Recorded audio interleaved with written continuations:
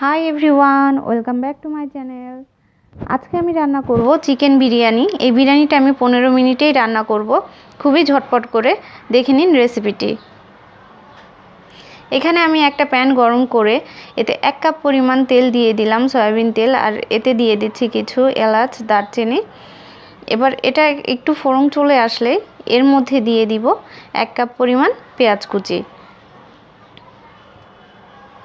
দিয়ে দিচ্ছি 1 কাপ পরিমাণ পেঁয়াজ কুচি।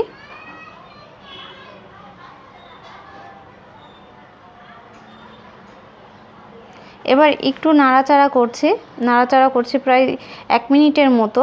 এর থেকে বেশি নাড়াচাড়া করা দরকার নেই পেঁয়াজটা। আর চুলাটা মিডিয়াম হাই হিটে আছে। এবার এতে দিয়ে দিচ্ছে আদা বাটা, রসুন বাটা এবং শাহি জিরা আর ধনিয়া গুঁড়া। এগুলো আমি সবই 1.5 টেবিল চামচ করে নিয়েছি। খালি শাহি জিরাটা আমি 1/2 টেবিল চামচ নিয়েছি। দিয়ে দিচ্ছি শুকনো মরিচ 1 টেবিল চামচ পরিমাণ। চাইলে ঝালটা কম বেশি আপনারা করে নিতে পারেন। এবার এই মশলাটা আমি একটু ভালোভাবে কষিয়ে নিচ্ছি। প্রথমে আমি মশলাটা এমনি তেলের সাথে কষাচ্ছি, এরপরে আমি সামান্য একটু পানি দিয়ে মশলাটা কষিয়ে নিব।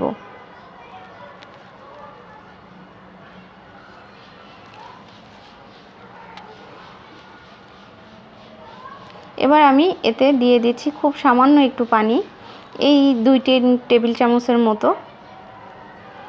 এবার এই পানিটা দিয়ে মশলাটা কষিয়ে নিচ্ছি। এখন এর মধ্যে দিয়ে দিচ্ছি একেবারে ছোট ছোট টুকরো করা চিকেন।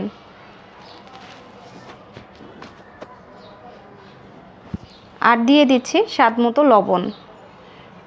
চিকেনটা আমি ছোট ছোট করেছি, যেহেতু ঝটপট রান্না করব তাই আমি চিকেনটা ছোট ছোট করেছি। এবার দিয়ে দিচ্ছি বিরিয়ানির মশলা। আমি পুরো 1 প্যাকেটই দিয়ে দিচ্ছি, কারণ আমি এখানে 1/2 কেজি চাল রান্না করব।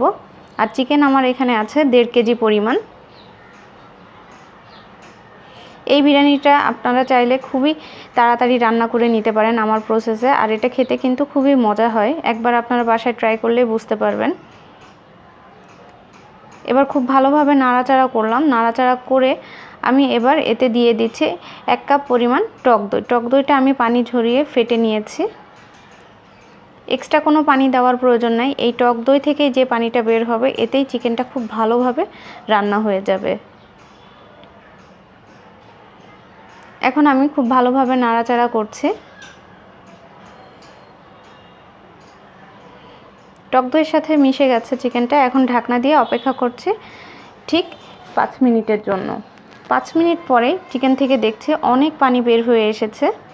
এখন আমি আবারও নাড়াচাড়া করছি। এভাবে নাড়াচাড়া করে আমি এখন আর ঢাকবো না। চিকেনটা থেকে অনেক পানি বের হয়েছে। আরও 5 মিনিট কষিয়ে নেওয়ার পর আমি দিয়ে দিলাম আগে থেকে ধুয়ে রাখা পোলাওয়ের চাল। এখন আমি পোলাওয়ের চালটা আর চিকেনটা খুব ভালোভাবে নাড়াচাড়া করে মিক্সড করে নিচ্ছি 5 মিনিটের জন্য। জাস্ট হালকা ফ্রাই করে নিচ্ছি।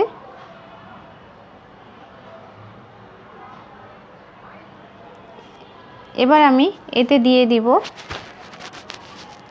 পরিমাণ মতো পানি। পানিটা কিন্তু অবশ্যই গরম পানি ইউজ করতে হবে, ঠান্ডা পানি কিন্তু ইউজ করা যাবে না, তাহলে পোলাওটা কিন্তু খেতে ভালো লাগবে না।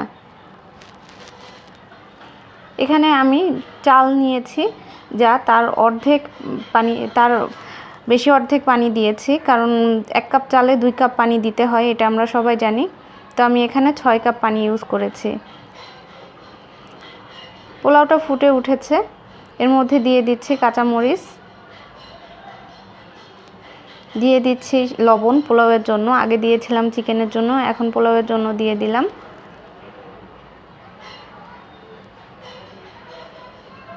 এবার আমি ঢাকনা দিয়ে অপেক্ষা করব হাই হিটে 5 মিনিট। চুলাটা কিন্তু হাই হিটেই আছে। 5 মিনিট পরে ঢাকনাটা তুলে এর মধ্যে দেখছি কি অবস্থা। এর মধ্যে দিয়ে দিচ্ছি প্রায় 1.5 টেবিল চামচ পরিমাণ ঘি। দিয়ে দিচ্ছি কিছু কিশমিশ, দিয়ে দিচ্ছি কেওড়া এসেন্স,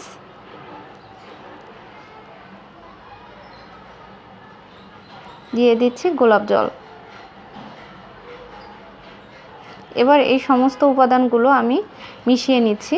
আর এগুলো দিলে কিন্তু লাস্টে পোলাওটাও খেতে খুব ভালো লাগে আর দারুণ একটা ফ্লেভার আসে। এবার আমি নাড়াচাড়া করে জাস্ট মিশিয়ে নিচ্ছি। এবার আমি দমে রাখছি কিছুক্ষণ, এরপর আমি নামিয়ে সার্ভ করে আপনাদেরকে দেখাচ্ছি বিরিয়ানিটা কেমন হলো। বিরিয়ানিটা হয়ে গেছে, একেবারে ঝরঝরা হয়েছে। আপনাদেরকে দেখিয়ে দিচ্ছি একটু। বিরিয়ানিটা একটা চাল কিন্তু আরেকটার সাথে লেগে যায়নি। এই পর্যায়ে বিরিয়ানিটা কিন্তু খাওয়ার জন্য একেবারে রেডি। আমি চুলাটা এখন অফ করে দিচ্ছি।